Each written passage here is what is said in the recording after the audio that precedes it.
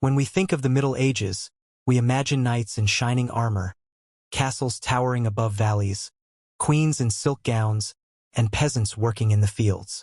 But there was another side of medieval life, one far less glamorous, one rarely mentioned in history books.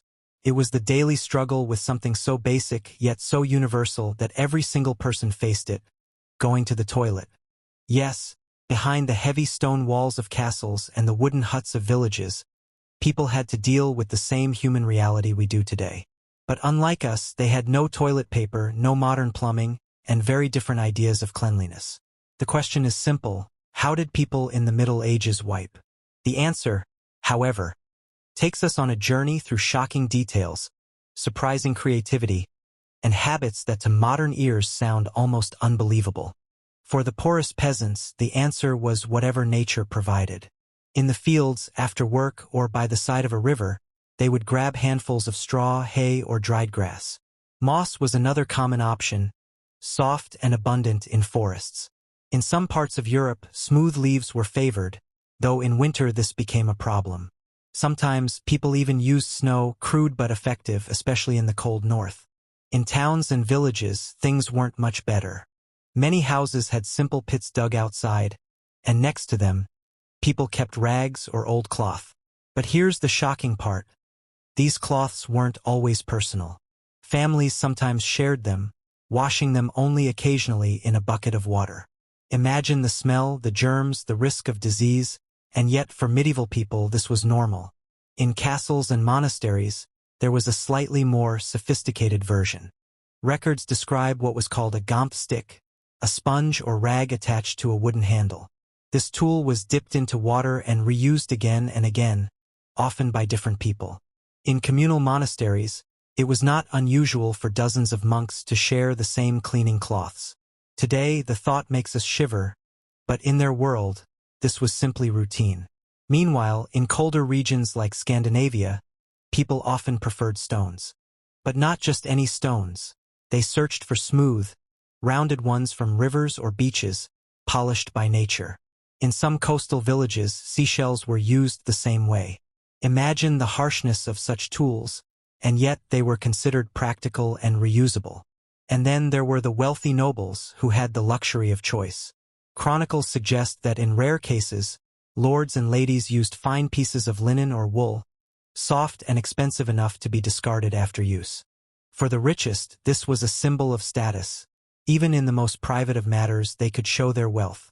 But such extravagance was rare. Most nobles still relied on rags or sticks, just like everyone else. The truth is, medieval Europe never had a single, universal method. What you used depended on your class, your wealth, and where you lived. But one thing united everyone. It was far less hygienic than what we know today. Diseases spread easily, infections were common, and what we take for granted, something as simple as toilet paper, simply didn't exist for them. And while Europe struggled with cloths, moss, and sticks in other parts of the world, things were very different. The Arab world, for example, valued water and cleanliness. There, washing with water after using the toilet was already common, a practice considered far superior. To them, the habits of Europeans seemed dirty and primitive. And perhaps they were right. So next time you imagine a medieval knight or a noble queen, remember, behind the silk and steel, they faced the same human need as we do today, but with solutions that might make you grateful for the simplest roll of paper. If peasants in the fields had to rely on moss, straw, or rags, then surely the nobles in their castles lived in greater comfort. After all, these were places of power and wealth, centers of medieval life. But the truth is far less romantic. Medieval castles were impressive fortresses of stone, but when it came to toilets, even kings faced problems. Most castles had what were called garderobes. These were small chambers built into the thick outer walls of the fortress. Inside was a simple wooden bench with a hole. Waste dropped straight down through a vertical shaft, sometimes into a pit at the base of the wall, but more often directly into the castle moat. On the surface, this seems clever. The problem was gone as soon as it left the shaft. But in reality, it created a nightmare. The smell around the moat was unbearable, and during sieges, when fresh water was cut off, the same moat that carried waste often contaminated the drinking supply. Archaeologists who study castles often find these garderobes still intact. The stone shafts are narrow and steep, designed so waste would fall quickly, but they were also perfect entry points for enemies. Chronicles mention sieges where attackers tried to climb into castles through the toilets. Imagine defending your fortress, only to discover soldiers crawling in from below. Inside the garderobe, nobles still needed to wipe. Most used scraps of linen or wool if they could afford it. Others kept bundles of straw near the bench. And yes, some castles also had the infamous gomp sticks. Rags on sticks, left in buckets of water to be reused by whoever needed them. The fact that multiple members of a noble household, even visiting guests, might use the same rag is shocking to us today. But in their world, it was routine. Life in medieval cities was little better. By the 14th century, many towns had public latrines, especially in marketplaces or near bridges. These were wooden benches with rows of holes, often perched directly above rivers. The waste simply dropped into the flowing water below. For those living near rivers like the Thames in London or the Seine in Paris, this meant one thing: pollution. Water used for drinking, cooking, or even brewing beer was the same water that carried the city's waste. It is no surprise that epidemics like dysentery and cholera spread quickly. In smaller towns, people relied on cesspits, deep holes dug in courtyards, lined with wood or stone. Families used them until they filled, then hired men known as gong farmers to clean them. These men worked at night, armed with shovels, hauling the waste out by hand. Their job was so foul that they were forced to live outside city walls, shunned by society. Yet they were necessary, because without them, medieval cities would drown in their own filth. Monasteries, places of supposed purity and order, had their own systems. Many large monasteries built communal latrines over running streams, a surprisingly advanced design. Waste was carried away by water, making the place less foul than city pits. Still, the monks had to wipe, and their shared cloths and sticks remained the norm. Some monasteries even had rules on cleanliness. Monks were expected to wash their hands after using the latrine. But compared to modern standards, hygiene was still dangerously poor. What about the smell? Medieval people lived with it daily. In castles, garderobes were placed on outer walls so the stench could drift away, but it often seeped back into rooms. In towns, the streets reeked of cesspits, animal droppings, and waste thrown from windows. A law in 14th century Paris warned citizens not to empty chamber pots directly onto passers-by, but it still happened.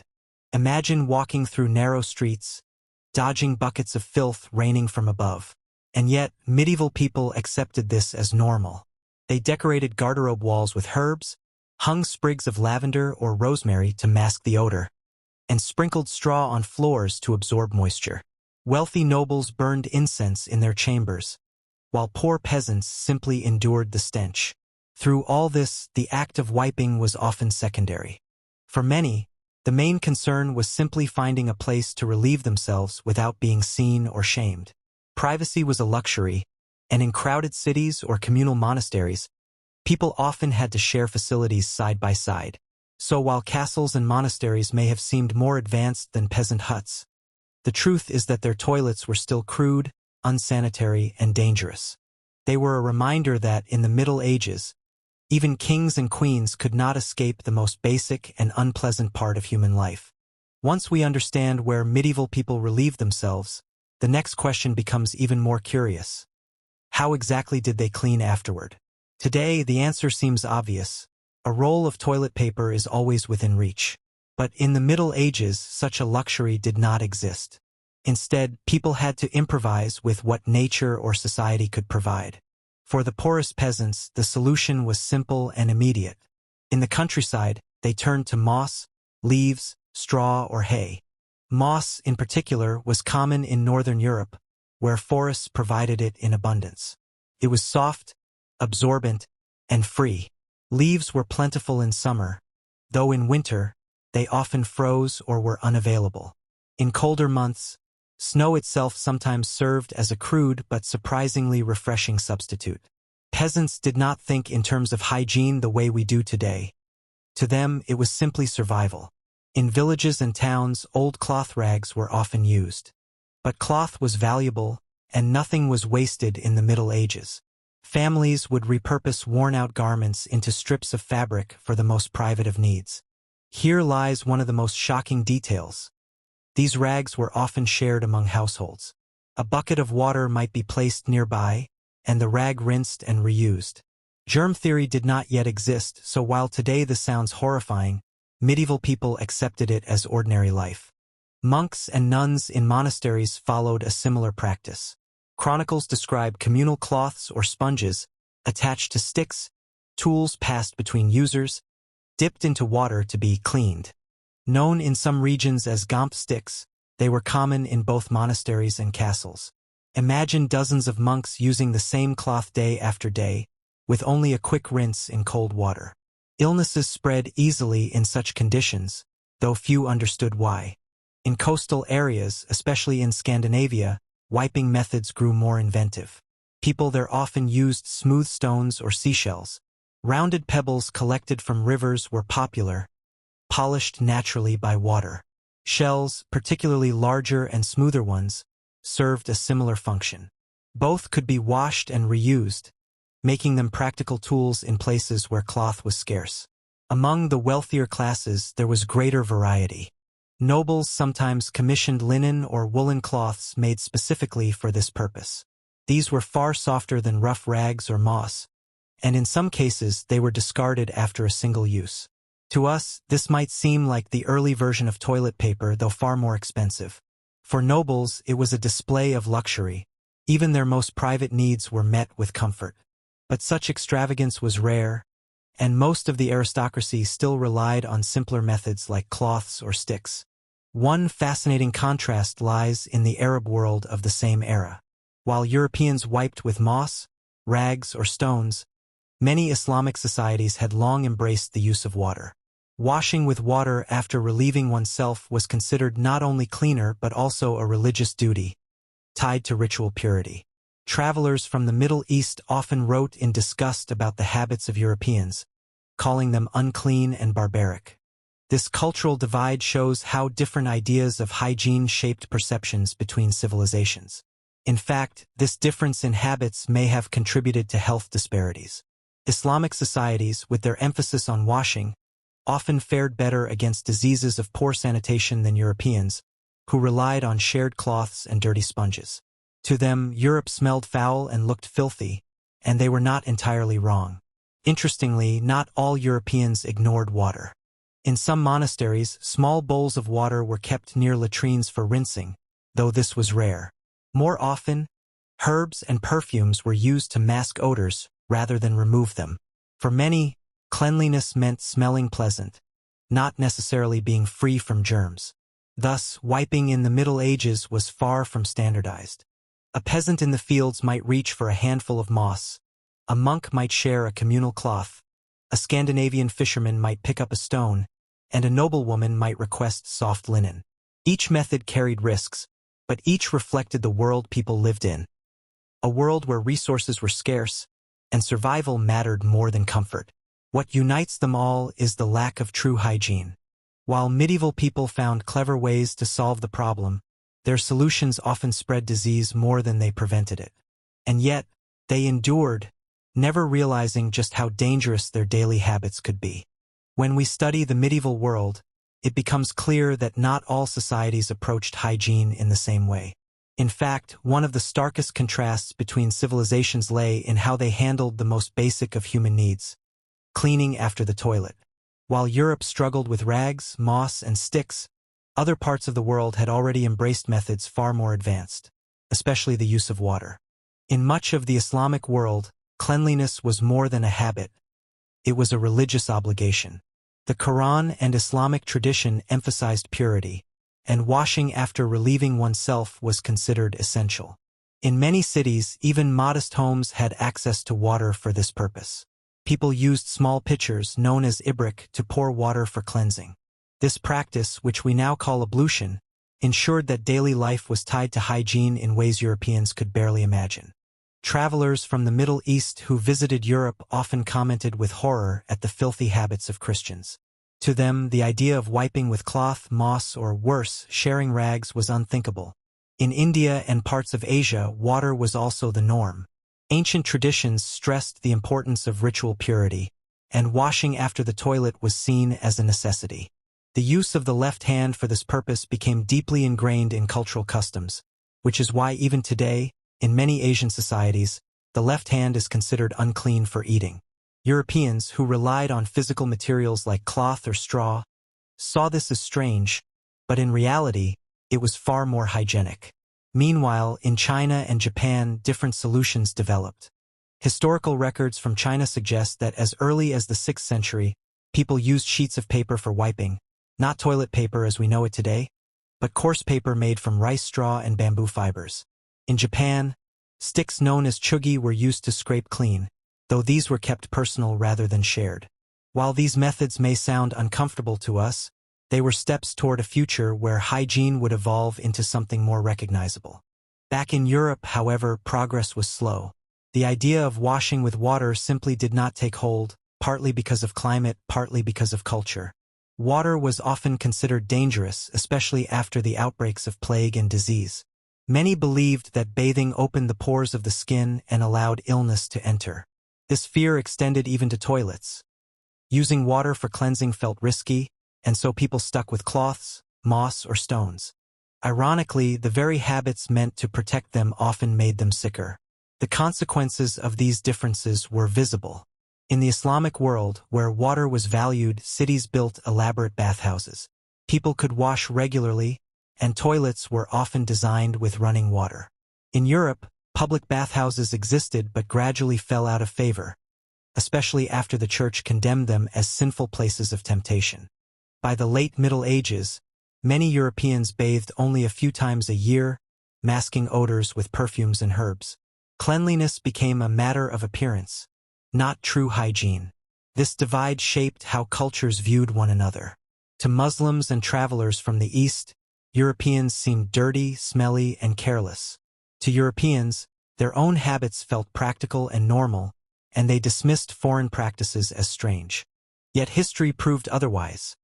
The societies that embraced water were often healthier, while Europe endured waves of disease. Dysentery, cholera, and intestinal infections spread quickly in places where people reused dirty cloths or relied on communal sponges. And yet, not all of Europe was the same. In Mediterranean regions like Italy and Spain, closer contact with the Islamic world introduced new ideas of cleanliness. Some nobles began to adopt the use of water for washing, though this remained rare and far from widespread. In Northern Europe, the climate and culture continued to favor rougher solutions like straw and moss. The clash of cultures was not just about technology. It was about values. In the Islamic world, purity was tied to spirituality. You could not pray without being clean. In Asia, hygiene was linked to balance and ritual. In Europe, where survival was often harsher and religion emphasized sin over purity, practical but unsanitary habits prevailed. These differences tell us something important. Cleanliness has never been just about health. It has always been shaped by culture, belief, and environment. And in the Middle Ages, this meant that the simple act of wiping could reveal entire worlds divided by water, ritual, and fear. In the Middle Ages, people rarely connected hygiene with health. To them, sickness was caused by bad air, curses, or God's punishment. Germs were unknown, and the link between dirty habits and disease had yet to be discovered. But looking back, it becomes clear, the ways medieval people cleaned themselves or failed to had devastating consequences. Take the communal cloths and sponges used in castles and monasteries. These were dipped in buckets of water and shared by dozens of people. From our modern perspective, it was a perfect breeding ground for bacteria and parasites. Intestinal infections spread easily, though no one understood why. Monks often suffered from chronic stomach problems, blamed on fasting or poor diet, when in reality, their latrines were silently poisoning them. Cesspits in towns posed another deadly risk. Families dumped waste into deep pits, and when these overflowed, the contents leaked into wells and groundwater. People then drank contaminated water without realizing it. Dysentery, a violent intestinal disease, was so common it was known as the bloody flux. Children often died from it before reaching adulthood. In crowded cities like London or Paris, outbreaks swept through entire neighborhoods. The public latrines built over rivers seemed like a clever idea, but in truth, they turned waterways into open sewers. The River Thames, for example, became infamous for its foul smell. Fishermen still caught fish from it, and brewers used its water to make beer. By the 14th century, doctors already warned that river water was unsafe, yet people had no alternative. Epidemics thrived in such conditions. Then came the plague. While the Black Death of the 14th century was caused by fleas and rats, poor hygiene made it spread far worse. Filthy streets, overflowing cesspits, and unwashed bodies created perfect conditions for disease.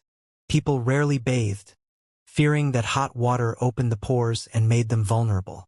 Instead, they masked odors with herbs and perfumes. To them, smelling pleasant was equal to being clean. But odors were only the surface. Beneath them, infection festered. Even nobles were not safe. Kings and queens lived in castles filled with garderobes and chamber pots. Servants dumped these pots out of windows, sometimes directly onto the streets below. Travelers complained of walking through cities where every step risked landing in human waste. Chroniclers describe Paris and London as reeking so strongly that newcomers gagged upon arrival.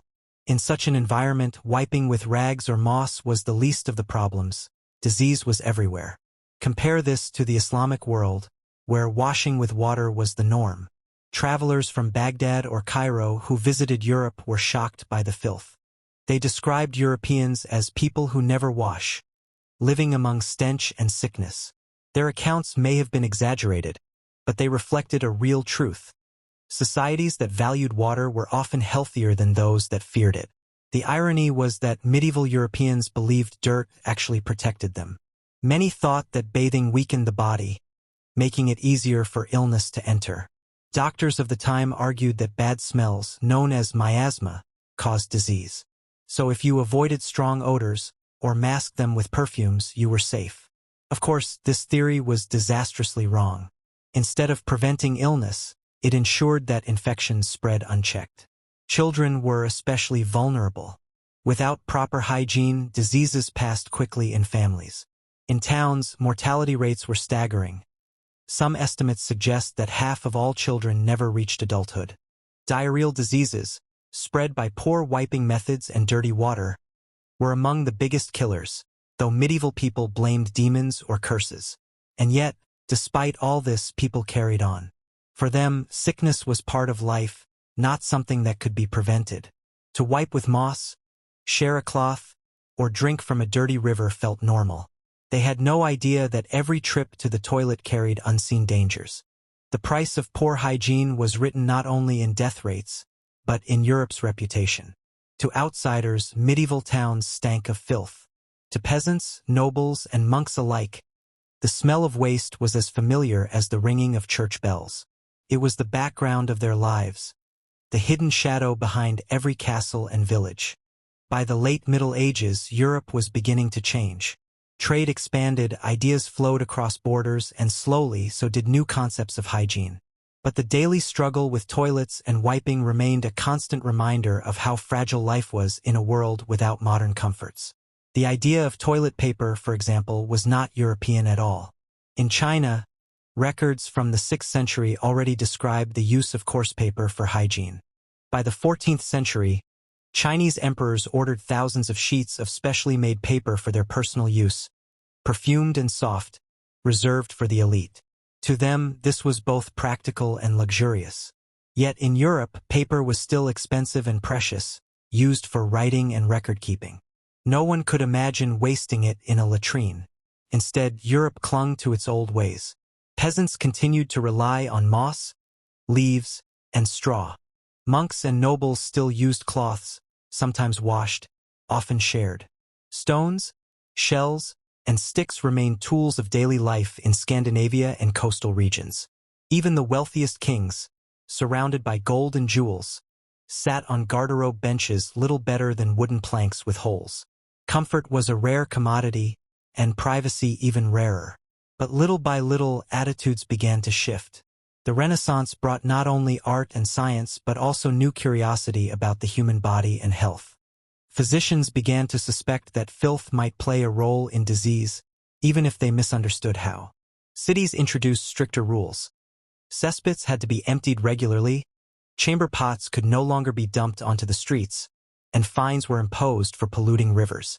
Hygiene became a matter of civic pride, though in practice, filth remained everywhere. The true revolution came much later, with the spread of modern plumbing in the 18th and 19th centuries. Flush toilets, first experimented with during the Renaissance, finally became practical. Alongside them came the mass production of toilet paper, invented in America in the mid-19th century and quickly adopted around the world. What had once been the privilege of emperors in China became an everyday item in every home. And yet, the habits of the Middle Ages did not vanish without leaving a mark. In Europe, for centuries, the smell of waste was part of daily life. Streets stained with filth shaped how cities were built. Diseases spread by poor sanitation killed millions and slowed progress. Even cultural attitudes about bathing, the fear that water brought sickness, lasted well beyond the medieval period, influencing how people approached cleanliness for generations. Outside Europe, societies that had embraced water continued their traditions. In much of the Islamic world, washing after the toilet remained the standard, a practice seen as healthier even today. In India and parts of Asia, similar customs endured, shaping cultural habits that survive into the modern era. In the West, however, wiping with paper became the dominant solution, marking a sharp divide in how civilizations chose to deal with the same human need. Looking back, it is almost unbelievable how something so ordinary could reveal so much about history. The way people wiped in the Middle Ages was not just a matter of practicality. It reflected wealth, religion, culture, and even politics. A peasant grabbing straw, a monk sharing a sponge, a noble discarding linen, a Chinese emperor using perfumed sheets. Each tells us a story about the world they lived in. Today, we rarely think twice about this daily ritual. Toilet paper is cheap and abundant, bathrooms are private and clean, and diseases are far less likely to spread through waste. But in the Middle Ages, it was different. Every trip to the garderobe, every rag, every moss-covered stone carried risks and discomforts we can hardly imagine. Perhaps that is why these forgotten details fascinate us so much.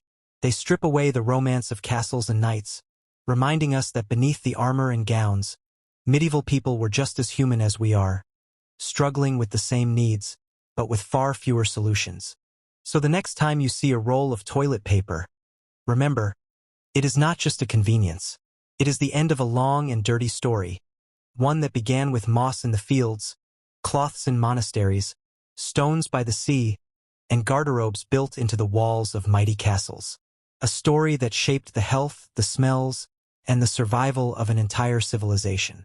And that story, as strange as it may seem, is part of the true legacy of the Middle Ages.